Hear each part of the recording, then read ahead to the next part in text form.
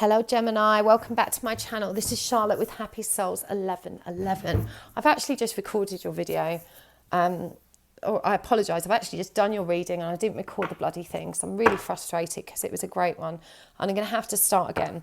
But I'm assuming that, you know, something that was meant to come through for Gemini didn't. There's a reason. There's a reason that happened. So, you know, let's see what happens in this reading. I'll be mind blown if similar cards come up.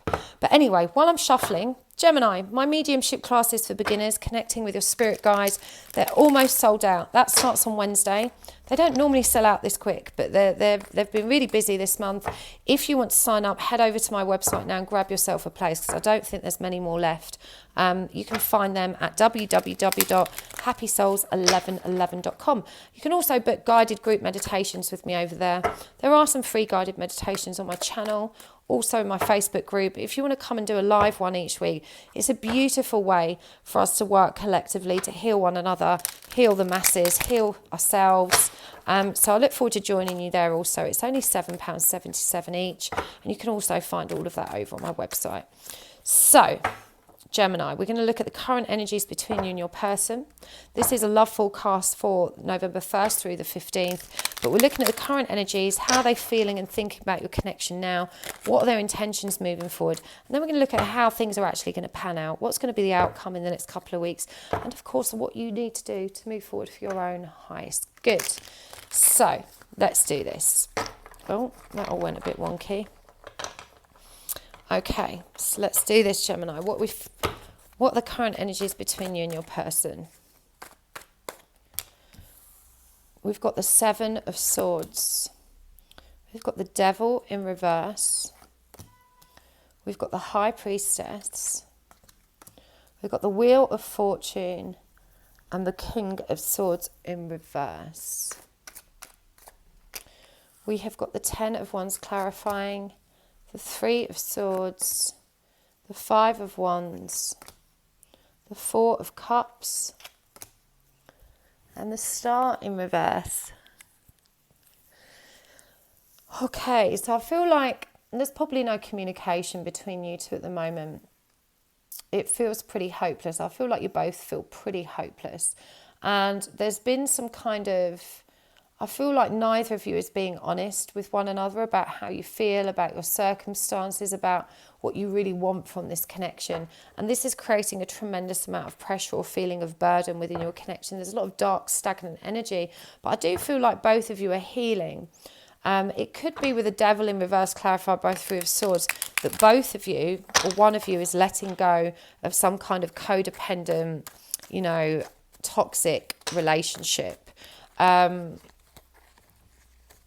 It's either that or you're both healing, that, you know, from codependency. But there's definitely some kind of painful letting go, painful healing that's going on here between you.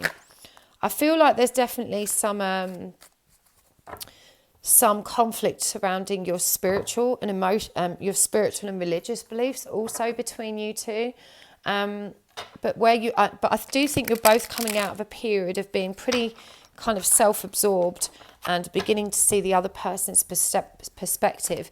But I feel like things have been so tough between you, especially in your external circumstances as individuals, that this has resulted in a kind of breakdown in communication, no one speaking their truth, and the situation feeling pretty hopeless.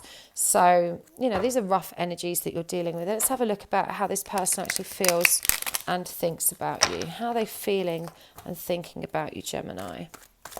How are they feeling and thinking about the connection? I'm going to keep those. We've got the Queen of Swords. We've got the Four of Swords. We've got the Knight of Wands in reverse. We've got the Three of Cups. We've got the King of Cups in reverse. So, honestly, I think this person's feeling a bit prickly. I feel like they cannot stop thinking about you. They just can't stop thinking about you. But I'm just going to be really honest with you. Let me just check I've hit record because I'm really paranoid for some reason. Why did that other one stop? I'm going to put this on Do Not Disturb as well. Okay, so I feel like they're they're really resisting this connection. They're thinking about you very deeply. I feel like they can't get you off their mind, but they don't want to. There's a tremendous amount of resistance here, and this is why they're not taking action. I do feel like they're very emotional. I mean, it feels like there's definitely some kind of third party situation that this person is finding particularly difficult, whether it's you with a third party or them, but there's a lot of emotional their feelings are deep, yeah. We've got the King of Cups in reverse. This is Scorpio energy. This is very deep love. But I feel like they're presenting this very cold front when in reality, they're absolutely breaking down inside about this connection. But they may be very emotionally manipulative at the moment. They're thinking about how they can get you back or get control back in this connection, is what I'm feeling. Is they're not ready to be honest and mature, to have a real conversation. They're thinking about how they can get back in control, because they're not feeling in control. Okay, so they're spending a lot of time dwelling on this. But this person has real feelings, so they wouldn't be that bothered, right? They wouldn't care so much to even spend this much time thinking about you. They won't feel prickly, even though prickliness doesn't sound like a nice thing for them nice feelings for them to be sitting in with you. It does indicate that, they're hurt and they're scared and they're vulnerable. But they love you very deeply. They are not in a mature enough place to be honest about this, and I feel like they're still trying to be sneaky, trying to figure out how to get back in control. So what are their intentions towards you? Yeah, we've got the Two of Wands. So, they're not ready to come out. We've got the Emperor again. That's very controlling energy. We've got the Nine of Cups, which is wish fulfillment. We've got the Fool, and we've got the Ace of Cups. So, again, I feel like this person's not making any real decisions, but they do genuinely wish for a new start, for a brand new beginning. But this is currently warped by their need to be in control. And because they're so desperate to be in control, they're not ready to reveal their feelings. That's going to make them feel vulnerable and like they're putting the ball in your court, like they're putting the control in your hands. And they're really not seeing that this is misguided. They don't understand. They haven't got the emotional intelligence and maturity to behave differently right now. So that's what they're intending, but let's see what's actually going to happen between you in the next 2 weeks. What action are they actually going to take? What can you expect in the next 2 weeks? Okay, so we've got the Five of Cups, the Ten of Pentacles, the Knight of Cups, wow, the Empress in reverse, and the Page of Wands. Goodness me. Do you know what? Because this person lacks emotional control, I feel like they're not going to be able to help themselves. And even though they're so determined to stay in control, this sadness that they feel in not being with you is going to overwhelm them, and they're going to end up making some kind of offer.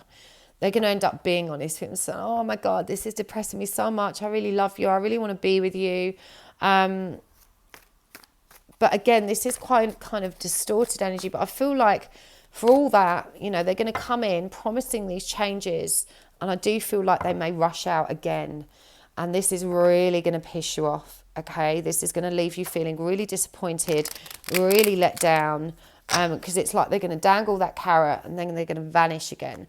So this is probably why I had to do this reading again, because the energies are actually very similar to what came up in the first reading, but there is a warning here, so you can prepare yourself for this, Gemini. You mustn't be triggered by this. You must allow yourself to be okay. Do you know what? They've let their guard down, and even though they've run away again, they have revealed their true feelings. So actually, I'm back in control. I've got the truth. The ball is in my court.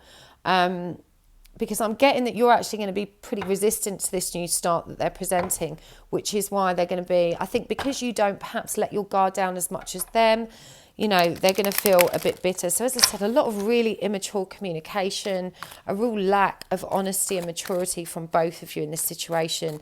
And let's see what the guidance is from you. Embrace the new start. King of Wands, don't take any action.